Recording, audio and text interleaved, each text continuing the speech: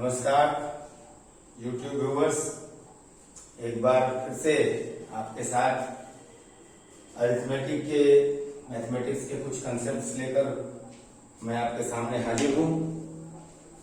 आज का जो हम लोगों का विषय है, जो टॉपिक है, वो मैथ्स के अंदर केंद्रीय प्रवृत्ति की मापे, मेजर्स ऑफ सेंट्रल टेंडेंसी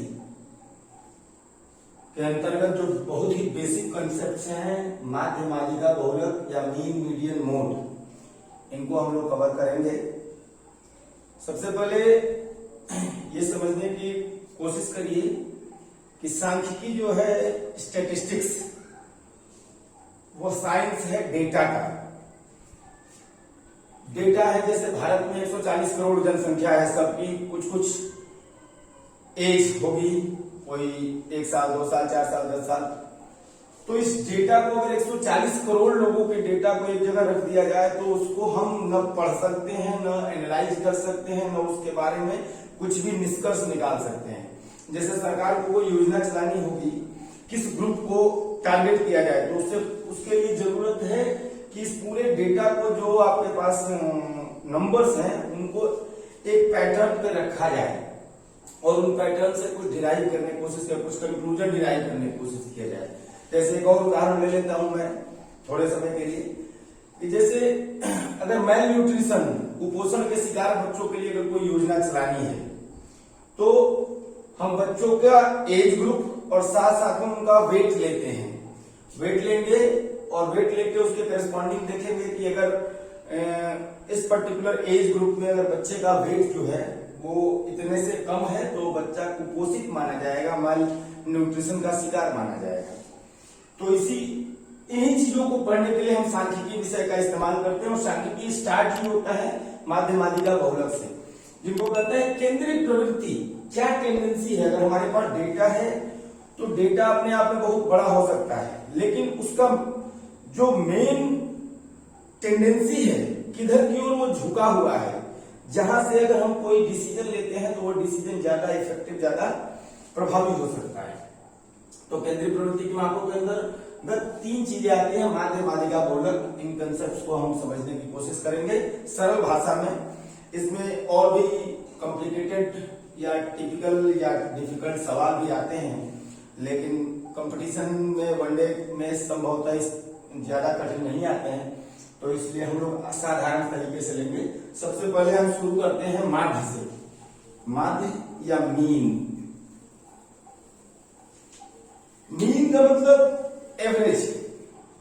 जैसे मेरी एज है 40 साल और आपकी एज है 20 साल, हम 2 लोग हैं, हम दोनों का एज का एवरेज क्या है?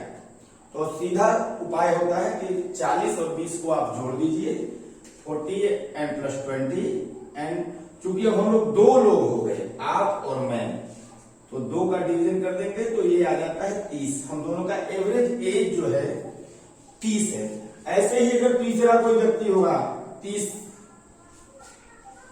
साल का, तो 60, 20 और 30, 90 डिवाइडेड बाय यहाँ पे 3 हो जाएंगे, और अगेन जो एवरेज रह जाएगा वो 30 ही रह जाएगा। ऐसे ही डेटा n नंबर का हो सकता है, यानी 10 लोगों की का एज दिया हो और एवरेज एज निकालनी हो। आप जिस कोचिंग में पढ़ रहे हैं, उस कोचिंग में 100 बच्चे हो सकते हैं और 100 बच्चों की एज दी गई हो, और उन 100 बच्चों का एज का आपको एवरेज निकालना है। दिस इज कॉल्ड माध्य। माध्य बीच का यही इसकी केंद्रीय प्रवृत्ति। यानी अगर एक क्लास में एक एज ग्रुप के बच्चे अगर बैठते हैं या एग्जाम देते हैं, तो वो एवरेज एज क्या है? जैसे मान लीजिए यूपी SSS का एग्जाम देने वाले बच्चे 18 साल वाले भी हों और 30 साल वाले भी हों, और उसमें अब उनकी संख्या देखनी हो, और एवरेज फाइनल हम निकाल के आते हैं कि 24 साल के बच्चे सबसे ज्यादा वो एवरेज निकालेंगे तो दे रहे हैं। या एवरेज एज क्या है जो बच्चे क्लियर होते हैं कंपटीशन देने के लिए, वो 24 साल निकल जाती है।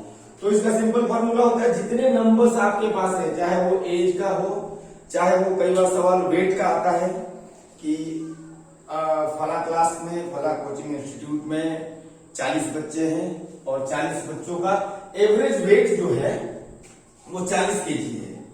40 बच्चे और 40, तो ये आप समझ लीजिए कि जो 40 बच्चे हैं इन सबका टोटल किया गया वेट का, और उसमें टोटल नंबर से डिवीजन किया गया। जैसा कि मैंने पहले किया, माध्य में क्या करते हैं, जितने फैक्ट्स हैं, जितने डेटा है, उन डेटा को टोटल करना है और टोटल करके उसमें से नंबर्स का डिवीजन करना है। यानी 2 लोग अगर हैं तो 2 लोगों का डिवीजन, 2 नंबर का डिवीजन करेंगे, 3 है तो 3, 40 है तो 40।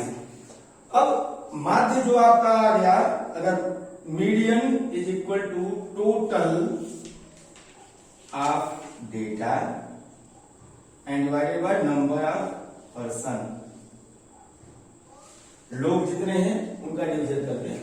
अब इसमें से अगर आपको माध्य मान लीजिए 40 है, मीन जो है 40 है, नंबर ऑफ पर्सन जो है वो भी 40 है, तो ये टोटल जो होगा वो हो जाएगा, ये तिर्यक गुणा का कंसेप्ट, तिर्यक गुणा जब हो जाएगा तो इसका अंश को इसके हर से, डिनोमिनेटर को न्यूमरेटर से, न्यूमरेटर को डिनोमिनेटर से मल्टीप्लाई जब हम कर देंगे तो दैट कम्स टू 1600 kg बराबर ये पूरे क्लास के 40 बच्चों का वेट है।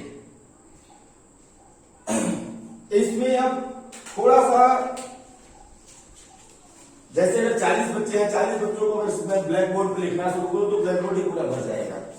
तो इसको आसान करने के लिए हम यूज करते हैं एक नया टर्म आता है फ्रीक्वेंसी।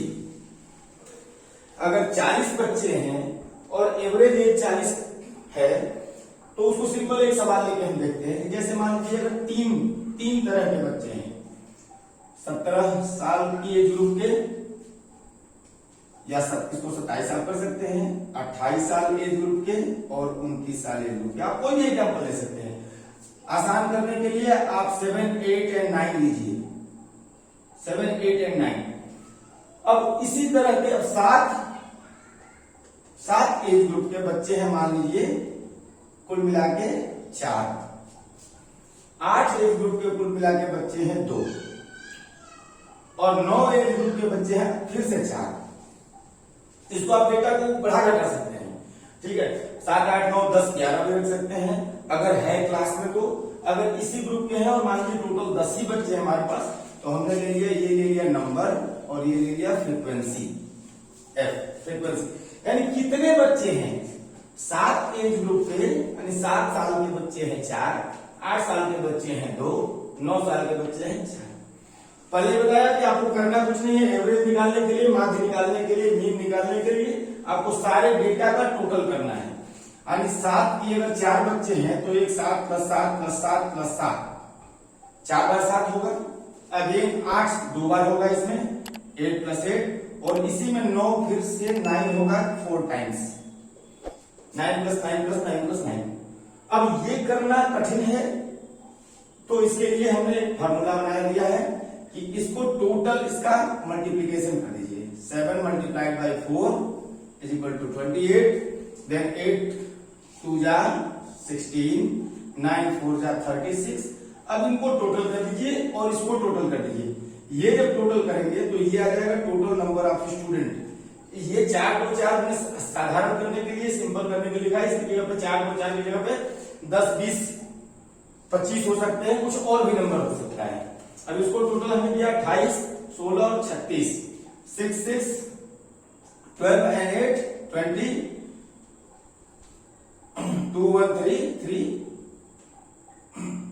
आपका हो गया 3 3 6 1 2 8, 80 is the total age of that particular class, जिसमें 10 बच्चे हैं। उस क्लास के 10 बच्चों की टोटल एज जो आ गई वो 80 साल आ गई।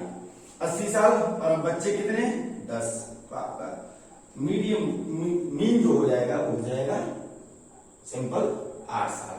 यानी उस क्लास के बच्चों का जो एवरेज एज है, मीन है, वो है 8 साल। इसी तरीके से अब इसको आप लोग प्रैक्टिस करिए। अगले वीडियो में इसको हम थोड़ा और इलेबोरेट करके और सवाल इन पे लेंगे। माध्यिका का जो कंसेप्ट है एग्जैक्ट बीच में इन टर्म्स ऑफ नंबर, ये माध्यिका होती है। यानी अगर कोई डेटा हमें दिया हुआ है 6 7 8 9 10 11 12 13, तो ये नंबर्स हमारे पास कितने हो गए 1 2 3 4 5 6 7 8, एक और 14 ले लेते हैं 14। अब हमारे पास नंबर्स कितने हो गए 9 9 का मतलब ये है कि एग्जैक्ट बीच में लाना है। तो ये देखिए 4 को इधर छोड़ दिया, 4 को इधर छोड़ दिया, ये जो बीच वाला हो गया ये हो गया आपका माध्यिका। बहुत ही आसान है ये करना और ये समझना बड़ा ही आसान है। एग्जैक्ट बीच में होना है कंडीशन कि आप इस डेटा को या तो आरोही क्रम में या अवरोही क्रम में असेंडिंग और डिसेंडिंग पैटर्न पे इसको पहले अरेंज करेंगे। मैंने जो लिखा था वो ऑलरेडी पैटर्न में था, इसलिए इसमें हम सीधे सीधे बीच में पहुंच गए। अगर इसी डेटा को इस तरीके से लिख दिया जाए, सबसे पहले 14, उसके बाद 9, उसके बाद 8, उसके बाद 6, उसके बाद 11, उसके बाद 8, उसके बाद 12, उसके बाद 13, डेटा वही है लेकिन अरेंज नहीं है। तो फिर आपको अरेंज करना पड़ेगा सबसे छोटा वाला या सबसे बड़े वाले से। 14, 13, 12, 11, 10, 9, 8, 7, 6 उस पैटर्न पे जब करेंगे तो फिर अगेन वो 9 नंबर होंगे 9। उन 9 में से जो बिल्कुल सेंटर में होगा वो हो जाएगा आपका मीडियन। मीडियन मतलब माध्यिका। माध्यिका तुरंत आपके दिमाग में सवाल आएगा कि ये तो 9 नंबर है तो एग्जैक्ट बीच वाला मिल जाएगा। अभी इस 14 में एक 15 जोड़ देते हैं। अब लीजिए, अब आपके नंबर्स हो गए कुल मिला के 10। 10 में से कौन सा नंबर होगा माध्यिका। 10 में से 4 को इधर छोड़ते हैं तो इधर 5 बच जाते हैं, ये नहीं हो सकता। अगर इसको लेते हैं तो यहां 4 रखते हैं, इधर 5 बच जाते हैं। तो इसके लिए क्या है कि इसमें आपको 2 नंबर्स पकड़ने पड़ेंगे। एक जो बिल्कुल 10 डिवाइडेड बाय 2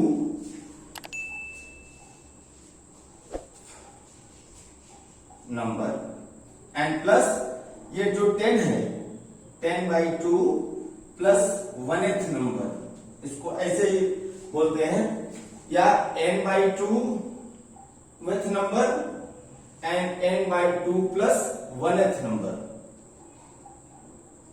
और इन दोनों को डिवाइड करेंगे क्योंकि दो नंबर हो जाएंगे, 2 हो जाएंगे, तो इन दोनों को फिर 2 से डिवाइड कर देते हैं, देन आप इसका निकाल लेते हैं।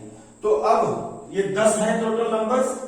10 में से 5th n/2th यानी 5th number. 5th number is 1 2 3 4 5 10 and n/2 plus first 1 6th number that is 11 and 10 and plus 11 divided by 2। यही आपका माध्यिका होगा इस पर्टिकुलर डेटा का। यानी अगर आपके पास 10 नंबर है 6 से लेकर 15 तक तो 10 प्लस 11 का पैटर्न।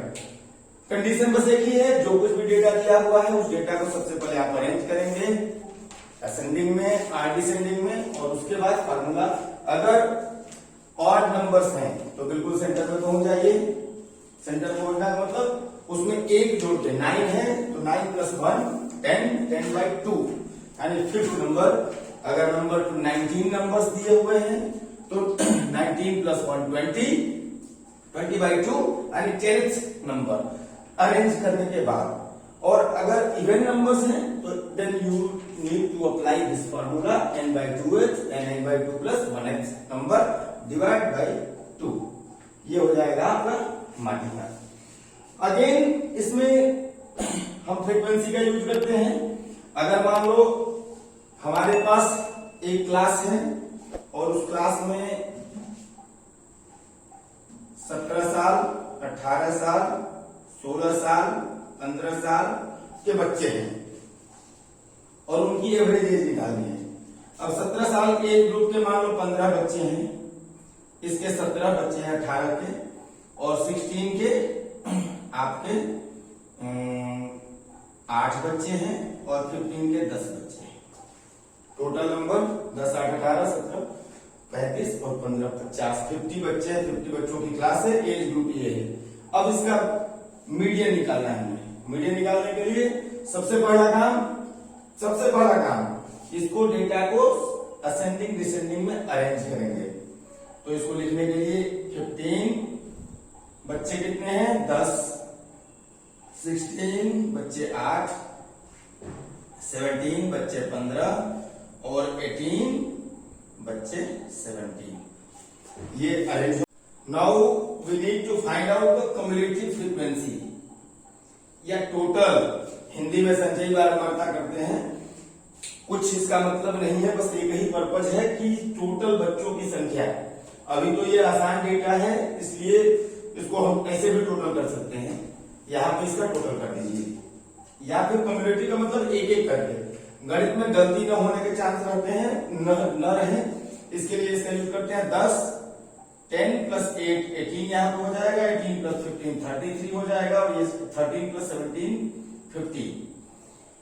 ऐसे भी अगर आप टोटल करते तो 50 ही आता। अब 50 बच्चे हैं, बच्चों की संख्या हमें पता चल गई, और माध्यिका निकालने के लिए भी फार्मूला हम लोगों ने डिस्कस किया कि अगर इवन नंबर है तो सबसे पहले n/2h पद। n/2h का मतलब 50/2 प्लस 50/2 प्लस 1, ये वाला जो नंबर है, एंड दोनों का समेशन करके उसमें डिवीजन डिवाइडेड बाय 2, क्योंकि ये दो नंबर हो गए तो एक ही चाहिए। तो 25th एंड ये 25th एंड प्लस 26th। अब यहां से देखिए कि 18 तक 10 बच्चों तक क्या ग्रुप है, एज है 15। 18 बच्चे हैं, 10 से लेके 11 12 13 14 18 तक 8 बच्चे हैं 16 साल के, और 18 के बाद जितने भी बच्चे हैं अप टू 33वां 33rd बच्चे तक एज ग्रुप जो है वो 17 है। अब आपका 25 और 26 दोनों पद कहां पे आएगा, इसमें आएगा। क्लियर हो रहा है ना? तो इसमें जब आएगा तो इस एज ग्रुप का ये हो गया आपका नंबर एक्चुअल, यानी 17 साल और प्लस। ये ध्यान रखिएगा, इस सवाल में हमारा इत्तेफाक से या हमने साधारण प्रश्न लिया, इसकी वजह से दोनों आसान आए हैं। फिर हो सकता है कि यहाँ पे 17 के बाद 18वां भी आ सकता था, तो 18 नहीं करेंगे, यहाँ पे 17 और 17 डिवाइडेड बाय 2, यानी हमारा जो मीडियन होगा वो हो जाएगा 17 मीडियन। इसके बाद आता है कंसेप्ट बहुलक। बहुलक बहुत ही आसान है, और बहुलक से जो सवाल आते हैं निश्चित रूप से थोड़ा सा अप्लाई करके आते हैं कभी कभी, कि अगर एक क्लास में 50 बच्चे हैं और 50 बच्चों में से 15 ने लाल शर्ट, 17 ने पीली शर्ट, 8 ने हरी शर्ट और 10 ने पर्पल कलर का शर्ट पहना हुआ है, तो बहुलक क्या है? तो बहुलक हो जाएगा जिसका नंबर, इसका मतलब ही होता है, ये मोड का मतलब होता है जो फैशन में है, ला मोडे से ये बना हुआ है ये बहुलक, यानी विच इज इन फैशन, जिसको सबसे ज्यादा लोग इस्तेमाल करते हैं। अगर मोबाइल कंपनी की सिम की बात करें, अगर 40% लोग एयरटेल यूज करते हैं, 20% वोडाफोन, 35% BSNL और 10% जियो यूज करते हैं, और ऐसे करके टोटल 100%। तो इसमें जो 40% एयरटेल यूज करते हैं, Airtel is the mode of that data, यानी जो फैशन में है, यही फैशन में है। बहुलक बहुत ही आसान है। अगले क्लास में हम लोग आपको माध्य, जिसको कि औसत या एवरेज भी कहते हैं, उसके बारे में डिटेल में पढ़ाएंगे, क्योंकि औसत से एक सवाल निश्चित रूप से 1-2 सवाल आते ही आते हैं। धन्यवाद, नमस्कार।